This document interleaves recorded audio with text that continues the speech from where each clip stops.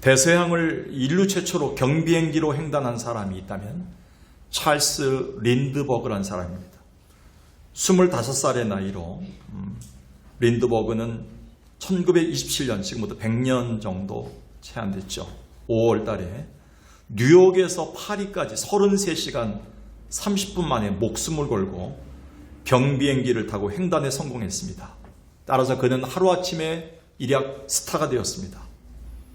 언론에서는 연일 그에 대한 보도로 바빴습니다. 얼마 후에 린드버그는 영국의 초청으로 런던을 방문하게 되었는데 이때 어느 담배 회사가 발빠르게 그에게 광고를 제안했습니다. 당신이 런던에 도착하는 그 순간에 많은 취재진은 카메라 앞에서 자사 담배 한 개 피를 손에 들고 포즈를 취해준다면 그 대가로 5만 불을 주겠다. 당시로선 엄청난 금액입니다. 5만 불이. 린드버그는 그 순간 마음이 좀 흔들렸습니다. 그런데 이내 이렇게 단호하게 말했습니다. 그 제안은 참 고맙지만 저는 예수를 믿는 세례 교인으로서 담배를 선전하는 일은 없을 것입니다.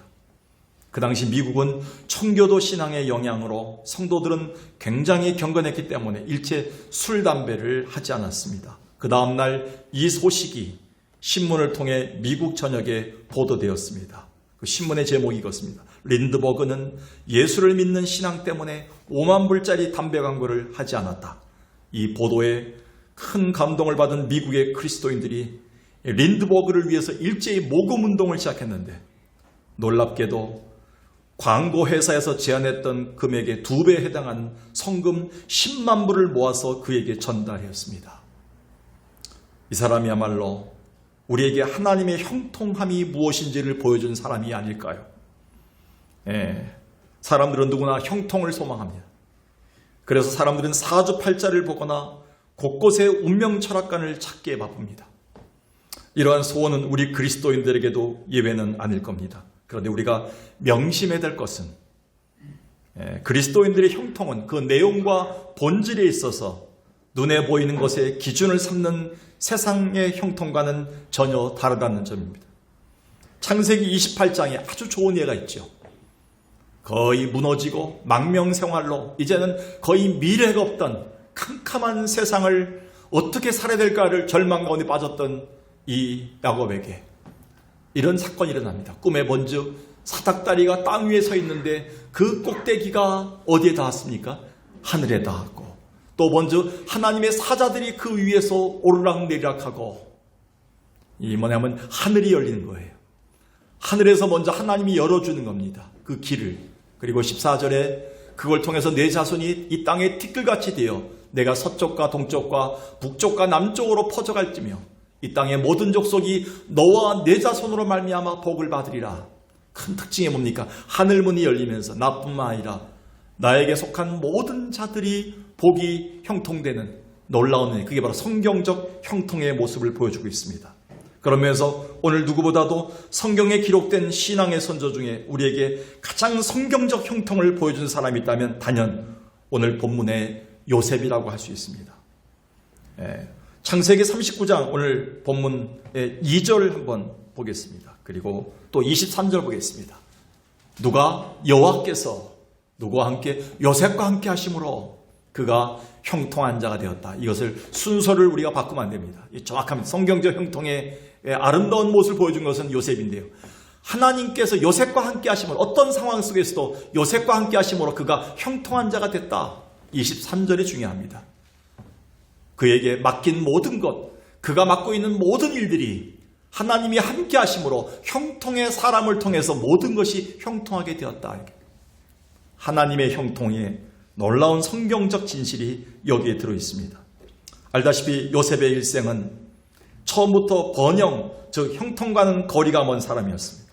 그가 아버지의 총애를 받는 순간부터 그의 삶은 수렁에 빠지기 시작했습니다. 결국 형들의 미움을 받고 죽음의 구렁텅이에 빠집니다.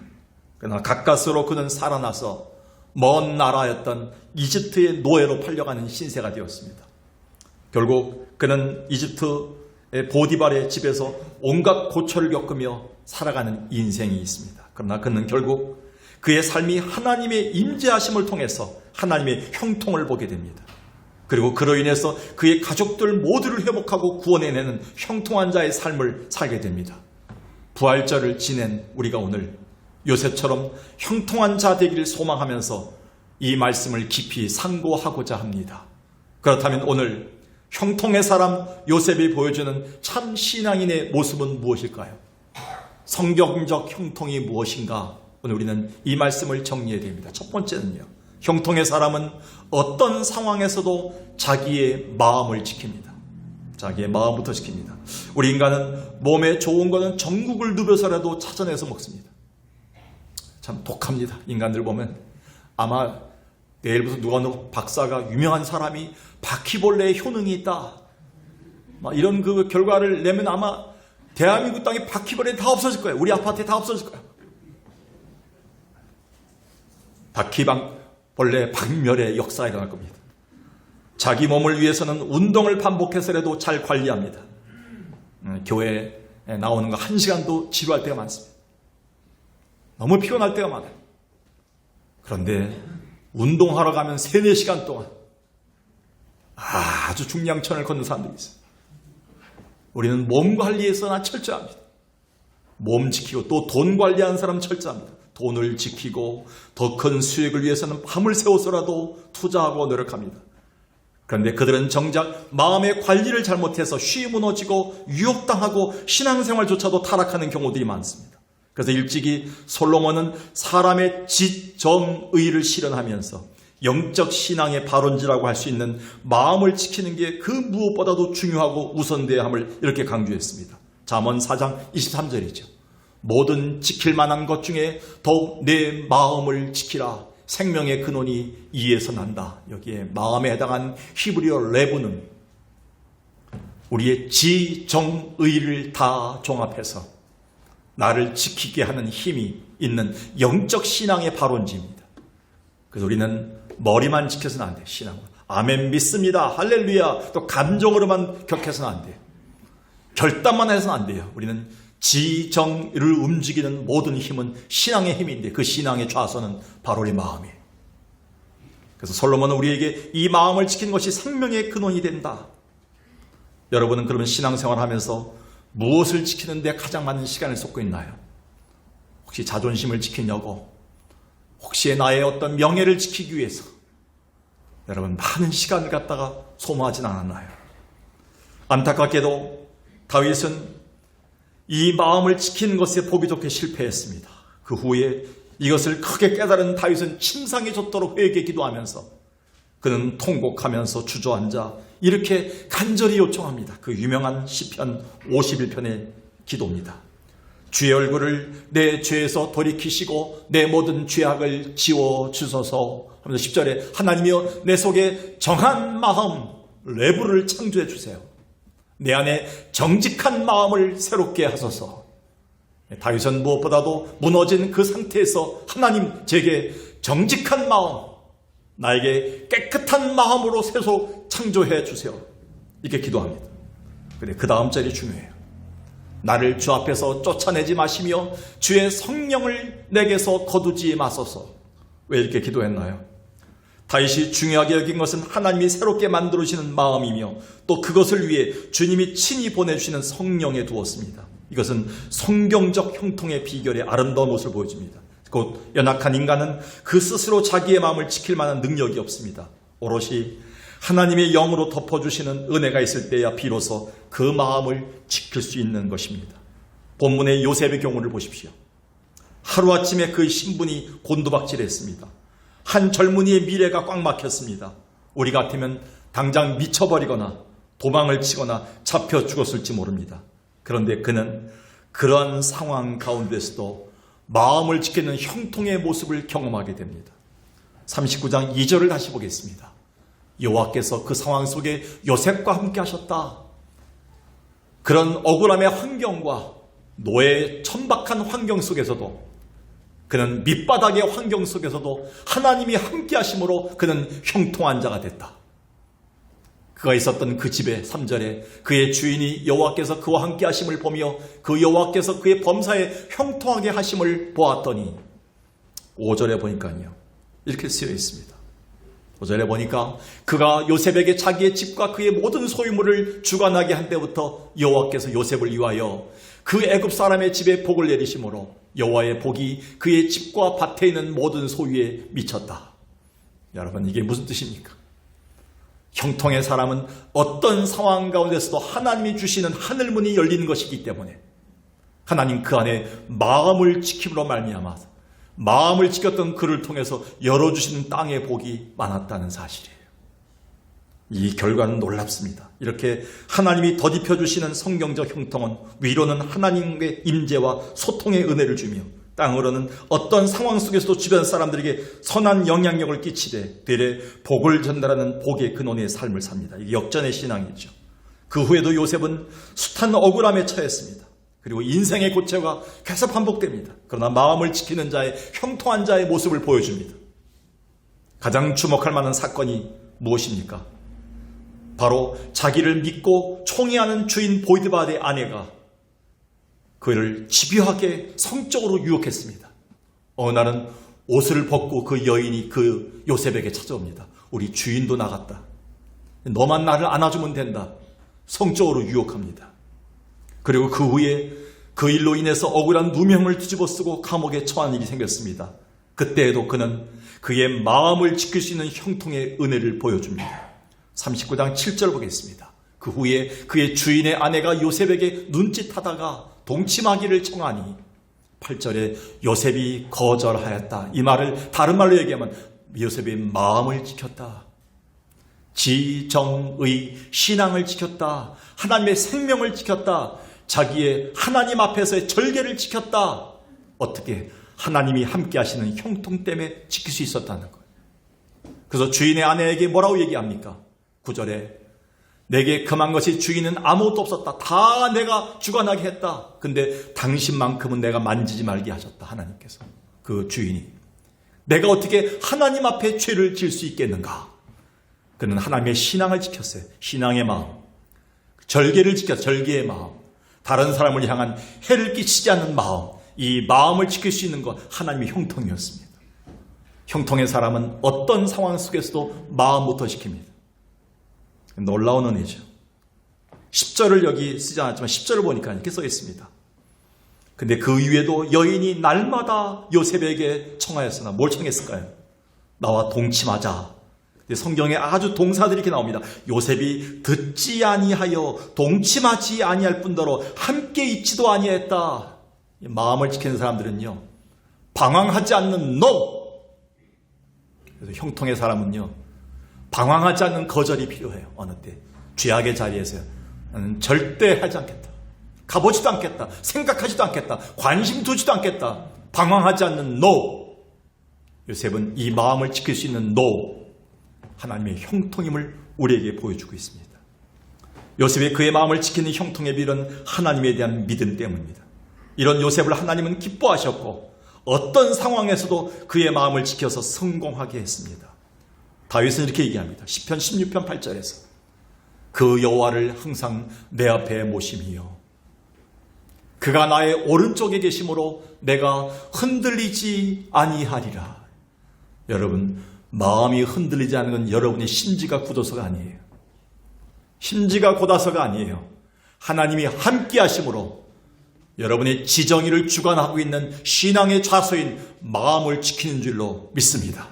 형통의 사람은요, 하늘을 열어서 하나님의 힘을 주시는데 마음을 지키게 하십니다. 성경적 형통은 마음을 지키는 것입니다. 여러분, 그 무엇보다도 형통의 사람이 되어서 마음을 지키는 자 되길 주의 이름으로 간절히 축원합니다. 두 번째는요, 형통의 사람은 어떤 상황에서도 평화를 공급받습니다. 오늘 말씀의 두 번째 대지를 묵상하면서 스데반 집사가 계속 떠올랐어요. 설교를 준비하면서. 어떻게 스데반은 예수와 교회 때문에, 복음 때문에 돌에 맞아 죽어가면서도, 조롱당하고 죽어가면서도 그 마음이 흔들리지 않고 도리어 평안함을 유지하고 돌 던지는 자들을 위해서 마지막 용서의 기도를 하고 죽을 수 있었을까? 저는 이 말씀이 떠올랐어요. 특히 사도행전 7장 55절, 56절, 59절, 60절을 보면서 그 비결을 알았어요. 스데반이 성령이 충만하여 하늘을 우러러봤어요. 근데 거기서 하나님의 영광감이 예수께서 하나님의 우편에 서신 것을 보고요. 56절에 이렇게 얘기합니다. 말하되 보라 하늘이 열렸다. 여러분, 야곱이요 거의 미래가 없는 죽음 같은 망명길을 가면서요. 그는 돌베개 베고 잘 때 하늘이 열리는 꿈을 꿨어요. 하늘로부터 하나님 천군 천사를 통해서 그에게 연결시켜 줬어요. 형통의 사람이 되게 하셨어요. 어떤 어려운 순간 속에서도 어떤 상황 속에서도 우리가 평화를 지키고 마음을 지키는 안정감을 주는 거예요. 하늘이 열리는 걸 보는 사람만이 할 수가 있다는 거예요. 하나님 우편에 서신 예수 그리스도가 그에게 힘을 주는 거예요. 나도 너를 위해서 십자가에 죽었노라. 내가 십자가를 견디고 승리했노라. 부활의 주님이 계속 힘을 주고 있는 거예요. 하늘이 열리면서 보이는 겁니다. 그런데 59절 어떻습니까? 그들이 돌로 스데반을 치니 스데반이 부르짖어 이르되 예수여 내 영혼을 받으시오 하고 저 돌 던지는 자를 주님 보복해 주옵소서라고 기도하지 않습니다. 그는 하늘로부터는 평화를 공급받으면서 이렇게 기도합니다. 주님 저들의 죄를 용서해 주옵소서. 저들이 아무것도 알지 못합니다. 마지막 순간에요. 용서하고 떠나는 사람은요. 하늘의 평안 때문에 그런 거예요. 여러분 마지막 임종 순간에요. 끝까지 거품 물고요. 이를 물고 죽는 사람들이 있어요. 눈을 뜨고 죽는 사람들이 있어요. 분해서 죽는 사람들이 있어요. 갚지 못할 어떤 보복이 있는 거예요. 용서하지 못한 사람이 아직도 있는 거예요. 가족 중에요. 근데 마지막에 평화를 유지하는 사람, 하늘의 평화로 공급받는 사람들은요. 용서의 기도가 나옵니다. 품는 용기가 나옵니다. 형통의 사람의 두 번째 특징은요. 그들의 삶의 어떤 순간에서도 어떤 상황 속에서도 하늘의 평화를 공급받는 자들이에요. 기독교 역사를 볼 때요. 수많은 선자들과 순교자들이 위기의 순간에 하늘이 열리는 평안의 은혜를 받았어요. 거기서 형통의 은혜를 입어 승리했습니다. 요셉의 경우도 마찬가지입니다. 앞서 말했듯이 그가 졸지의 노예로 팔려왔음에도 그래도 사람 취급해주고 믿어줘서 의지했던 자가 바로 주인 보디발인데 그런 그도 자기 아내 말만 듣고 그게 뻔한 거짓말임을 알면서도 그의 아내 편에 서서 덜컥 요셉을 감옥에 쳐놓도록, 이 감옥은 왕궁의 감옥이기 때문에 한 번 들어가면 살아남을 수가 없어요. 바보가 되든지 아니면 죽든지 둘 중에 하나예요. 그런데 그 아내의 말이 뻔한 거짓말임을 알면서도 보디발이 요셉을 감옥에 쳐놓았어요. 이때 요셉이 얼마나 힘들었을 거예요. 이 상황에 처했을 때 아마 우리는 다 무너졌을 겁니다. 그런데 어떻게 됐습니까? 19절 20절 다시 보겠습니다. 주인이 그 아내가 자기에게 고하기를 당신의 종이 내게 이같이 행하였다 하는 말을 듣고 말만 듣고 심히 노한지라. 이에 요셉의 주인이 그를 잡아 옥에 넣었으니 그 옥은 왕의 죄수를 가두는 곳이었더라. 요셉이 옥에 갇혔으나, 이게 중요한 거예요. 여기서 끝나지 않았어요. 하나님이 그를 통해서 그 감옥에서도 놀라운 형통의 사람을 통해서 평화를 공급하셔서 평화의 사람만이 할 수 있는 놀라운 기적을 행하게 하십니다. 우리는 명심해야 됩니다. 하늘의 평화를 공급받는 사람은요, 어떤 상황 속에서도 죄를 짓지 않습니다. 마귀는 그 순간에 우리의 감정을 부추겨서 죄를 짓도록 유혹합니다. 형통의 은혜를 덧입는 자는 그렇지 않습니다. 모든 상황을 주님께 맡기고 때를 기다립니다. 너무나 억울해서 하늘을 향해 삿대질하고 욕했을 법인데 요셉은 하나님의 은혜를 기다리다가 결국 마음의 평화를 덧입는 놀라운 기적을 봅니다. 39장 21절 다시 보겠습니다. 여호와께서 요셉과 함께 하셨습니다. 그 순간에도 그에게 인자를 더하사, 여러분이 인자를 더하사, 여기 21절에 인자를 더하사, 이 말은요, 하나님이 연약한 인간과 함께 하심으로 사랑으로 덮어주시고 품어주시는 바로 안정과 평강의 은혜를 얘기합니다. 인자는 사랑입니다. 인자는 바로 하나님의 그 애정입니다. 하나님이 그 요셉을 품어주셨어요. 같이 하면서. 그럴 때 그의 마음속에 뭐예요? 하나님이 함께 하신다는 평안함이 밀려오기 시작했어요. 그 순간 그는 그 옥에서도 놀라운 능력을 발휘해서요, 주변 사람들에게 복을 끼칩니다. 이게 하나님의 은혜예요. 평정심을 잊지 않게 하십니다. 하나님이 붙들어 주심의 은혜 때문입니다. 이것은 지난주일 죽음의 권세를 이기시고 부활하신 그 부활신앙을 믿는 우리가 가진 평안함을 말하고 있습니다. 요한복음 20장 19절 26절에 보니까요. 부활하신 예수님이 제자들에게 찾아오셔서 가장 먼저 하신 말씀이 뭔지 아십니까? 베드로 나와봐라. 너 어떻게 나를 3번이나 부인해? 너 당장 너 가만두면 안 되겠다. 라는 말 하지 않았습니다. 너희가 어떻게 도망갈 수 있느냐? 나를 배신할 수 있느냐? 기분 나빠 못 베기겠다. 하나님의 형통의 사람은요, 당장 찾아가서 보복하지 않아요. 말로 감정을 쏟아내지 않아요.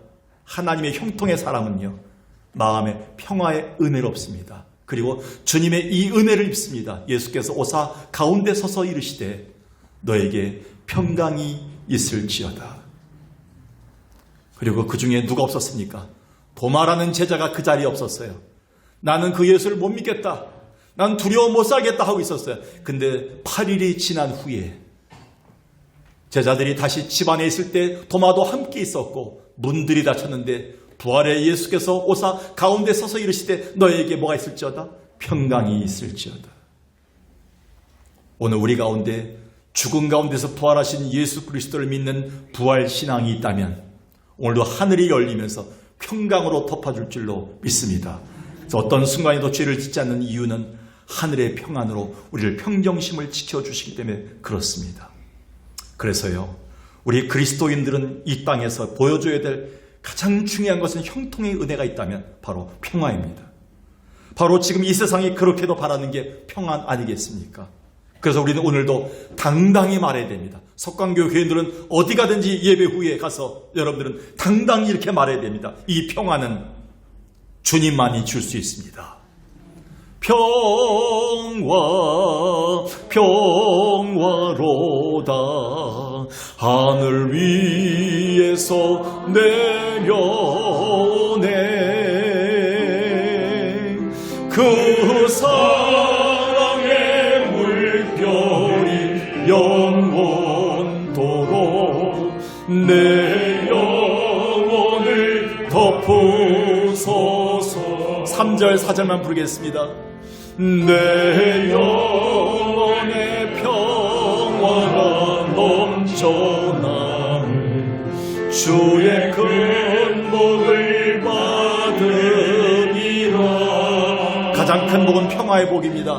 내가 조야로 전인과 어떤 상황 속에서 주님이 함께 하시길 기도해야 됩니다. 그때 주님은 평화로 인자를 더하십니다.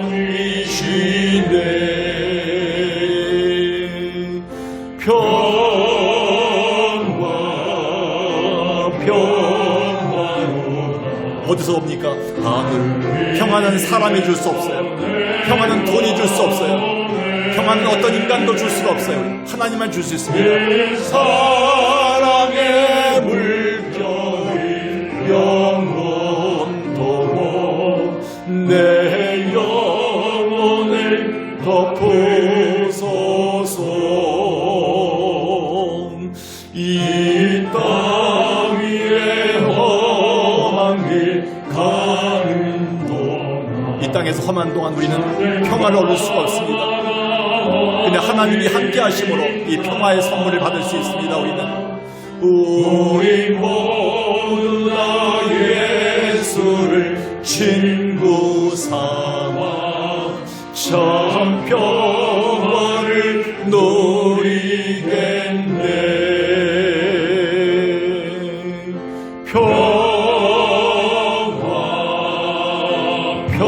평화로 어디서 옵니까? 하늘 위에서 내려오네. 그 사랑의 물결이 영원토록 내 영혼을 덮으소서. 아멘.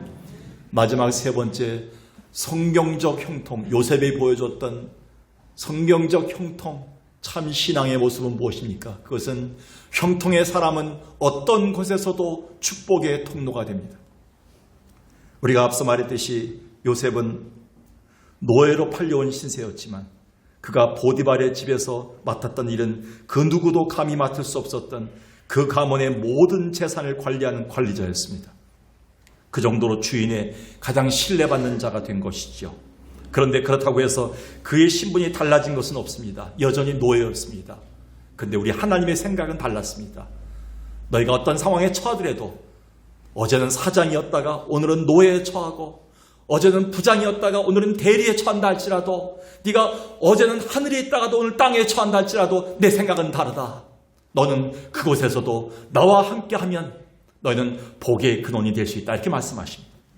5절을 보겠습니다. 그가 요셉에게 자기의 집과 그의 모든 소유물을 주어가나게 한 때부터 여호와께서 요셉을 위하여, 누구를 위하여? 요셉을 위하여, 한 사람 때문에 그 애굽 사람의 집에 복을 내리심으로 여호와의 복이 그의 집과 밭에 있는 모든 소유에 미친지라. 놀라운 성경입니다. 한 사람의 능력이에요.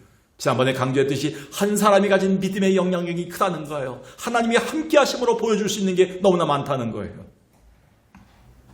하나님의 형통의 사람 요셉 한 사람에게 하늘의 은혜가 공급하는 순간부터 그에게 속한 그가 만지는 모든 것에서 하나님의 형통하심이 나타나는데 어떤 일에서도 축복의 통로가 된 것입니다. 그렇다고 당장 그것들이 다 요셉의 것이 됐다는 것은 아닙니다. 요셉이 믿는 하나님으로부터 오는 그 형통의 은혜를 주변에 있는 사람들에게 다 보여줬다는 겁니다. 그 후 요셉이 억울하게 감옥에 처했을 때도 하나님은 그곳에서도 그에게 간수장의 선임을, 신임을 받게 하셨고 그가 맡은 모든 일들을 통해서 하나님의 형통이 무엇인지를 널리 보여주었습니다. 하나님은 곧 그를 축복의 통로로 그 감옥에서도 써주셨다는 것입니다. 다시 한번 22절, 23절 볼까요? 간수장이 옥중 죄수를 다 요셉의 손에 맡김으로 어떻게 죄인이 죄인들을 맡을 수 있습니까? 근데 물론 죄인이 아니었지만 억울하게 누명을 썼던 요셉이지만 요셉이 죄인들의 모든 문제를 관장하는 자가 됩니다. 그러나 맡겨줬다는 게 형통의 사람은요, 그가 만지는 사람마다 그가 맡고 있는 모든 일마다 하나님이 형통케 하심을 받기 때문에 주변 사람들이 자꾸 맡기는 거예요. 일들을 갖고. 지난번에 말씀하지 않았습니까? 어느 형제가 어렵게 힘들게 들어가서 생명보험회사에 들어갔는데 남들은 다 취업해서 대기업 가는데 자기는 왜 그런 데 왔을까? 고민 많이 했죠. 상담했죠. 나중에 그는 하나님 앞에 은혜를 깨달았습니다. 그곳에서 만나는 사람마다 젊은 사람이 가서 찬송을 불러주고 기도해 줬습니다. 많은 사람들이 예수를 믿지 않는데도 불구하고 보험을 들까 말까 하는 상황 속인데도 불구하고 그는 기도해주고 찬송해주는 모습을 보면서 많은 사람들이 100% 다 그에게 맡겼어요. 그가 맡은 모든 것들은 다 잘되게 된 걸 보게 된 거예요. 이 사건이 바로 몇천 년 전에 일어났던 사건이 오늘날도 일어날 수 있다는 거예요. 간수장은 그의 손에 맡긴 것은 무엇이든지 살펴보지 아니하였으니 이는 여호와께서 요셉과 함께 하심이라. 여호와께서 그를 범사에 형통하게 하셨더라. 누가 봤다는 거예요? 주변에 믿지 않은 자들이 다 봤다는 거예요. 우린 연약한 한 사람이 아니에요. 연약한 노인이 아니에요. 연약한 청년이 아니에요. 연약한 한 사람이 아니에요. 우리는 하나님이 우리와 함께 하시면 우리의 손길을 통해서 수많은 사람들을 구원할 축복의 손길임을 기억하시기 바라겠어요. 우린 그런 능력이 있는 자들이에요. 부활의 신앙이 있기 때문에 그래요. 죽어가는 자를 살리고 죽은 자를 살렸던 하나님의 능력이 우리 가운데 함께 하시면 그 하나님이 어떤 상황 속에도 역전시킬 수 있는 힘을 주셨다는 거예요. 특히 25절을 보세요. 아니, 특히 오늘 이 성경에서 23절을 보세요. 이렇게 써 있습니다. 간수장은 그의 손에 맡긴 것은 무엇이든지 살펴보지 아니하였다. 불신자들이 그대로 믿을 만한 사람, 불신 세상이 그대로 믿을 만한 교회가 되어야 돼요. 오늘날 코로나 이후에 교회가 회복해야 될 위치입니다. 오늘 코로나 이후에 한국교회 목회자들과 한국교회 그리스도인들이 회복해야 될 그 위치입니다. 우린 거기까지 올라가야 돼요. 존경받는 위치에 올라가야 돼요. 나 지금은 그렇지 않아요. 너무 부끄러워요. 여러분에게 달려있다는 사실을 기억하십시오. 이런 요셉의 형통의 은혜는 여기서 멈추지 않았습니다. 담장 너머로까지 그 형통의 은혜가 이어집니다. 너무 잘 아는 야곱의 축복을 아시죠? 아버지 야곱이 죽기 전에 이런 축복을 줍니다. 요셉에게. 물론 하나님의 약속이었죠. 창세기 49장입니다. 유sem은 무성한 가지 곧 샘 곁에 무성한 가지라. 너의 축복이 담 넘어가리라. 우리 가정에서 내가 사는 동안만 복을 받는 건 의미가 없어요. 내가 죽은 다음에 우리 자녀들을 통해서 담장 너머로 가야 돼요. 요셉의 활은 도리어 굳세어지는 거예요. 견고해지는 거예요. 하나님의 힘이 있기 때문에. 그리고 25절에 이렇게 얘기합니다. 내 아버지 하나님께로서 말미암나니 그가 너를 도우실 것이다. 내가 죽은 다음에도 전능자로 말미암나니 요셉을 통해서 그가 내게 복을 주실 것인데 위로 하늘의 복과 아래로 깊은 샘의 복과 젖먹이는 복과 태의 복이 있을 것이다. 믿으시기 바라겠어요. 나는 아니에요. 우리 가정은 아니에요. 하나님 우리는 아니죠 라고 얘기하면 거기서 끝나는 거지요. 하나님의 형통은요, 하늘의 문이 열리는 형통은요, 태의 복까지 이어진다고 성경은 약속하고 계십니다. 결국 형통의 사람 요셉을 통해서 두 아들을 주셨죠. 에브라임과 므낫세를 통해서 이 복이 성취됐고요. 요셉은 결국 영적인 측면에서 우리의 구원자 되신, 축복의 근원자 되신 예수 그리스도의 예표가 됩니다. 잘 알다시피 요셉은 이집트의 총리로서 그 나라를 위기에서 건져냈고요. 하나님의 백성 이스라엘의 구원 계획을 위한 축복의 통로로 하나님 쓰셨습니다. 그리고 결국 형통의 사람으로 이 세상을 마치게 됩니다. 요셉은 나중에 형들 앞에서 이렇게 얘기합니다. 창세기 45장에 그의 신앙의 고백이 담겨 있어요.